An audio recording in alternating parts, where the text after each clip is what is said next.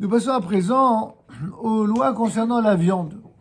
En introduction, rappelons tout d'abord que, après l'abattage rituel d'une bête, dont vous savez que déjà pour qu'une bête soit dite propre à la consommation, elle doit appartenir à ces bêtes qui ont des signes distinctifs permettant de les identifier comme des bêtes qui sont propres à la consommation.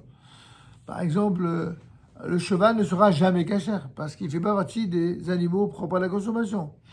Le porc, n'en parlons pas, le chameau, il y a des bêtes qui ne sont pas propres à la consommation et qui ne pourront jamais être cachères. Par contre, parmi les bêtes qui sont dites propres à la consommation, comme les bovins, les ovins et les poulets, eh bien, il y a en plus de cette façon de catégorier ces bêtes, il y a des règles dites de shechita, c'est-à-dire l'abattage rituel. De quelle manière cela doit être fait? Les shochatim, les sacrificateurs connaissent toutes ces règles.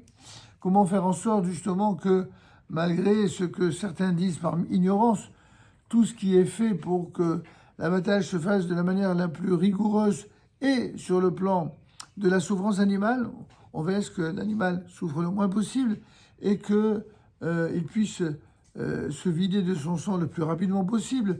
Donc c'est peut-être plus impressionnant que d'autres systèmes, mais au contraire, c'est pour que l'animal souffre beaucoup moins.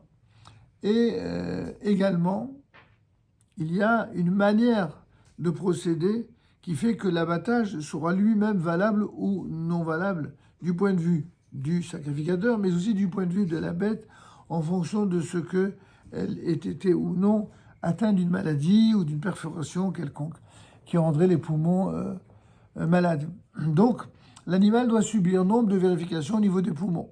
Et en effet, le menu et gros bétail sont souvent affectés au niveau des poumons à cause des conditions alimentaires et climatiques auxquelles ils sont livrés.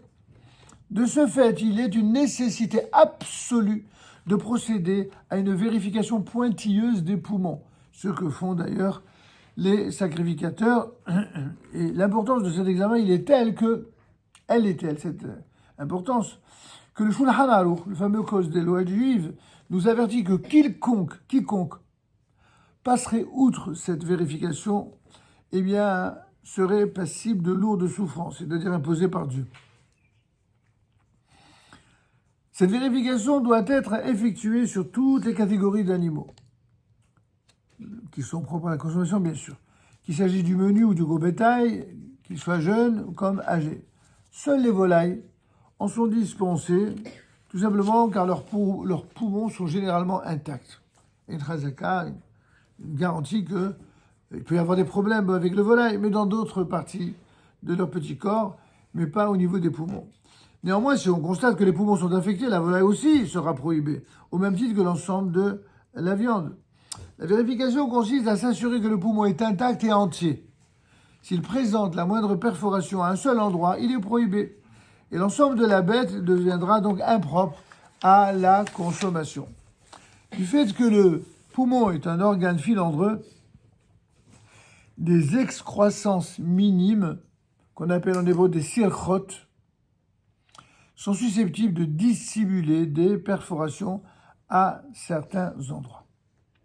On va dans un instant passer à l'expression de ce que sont les opinions des décisionnaires à ce sujet.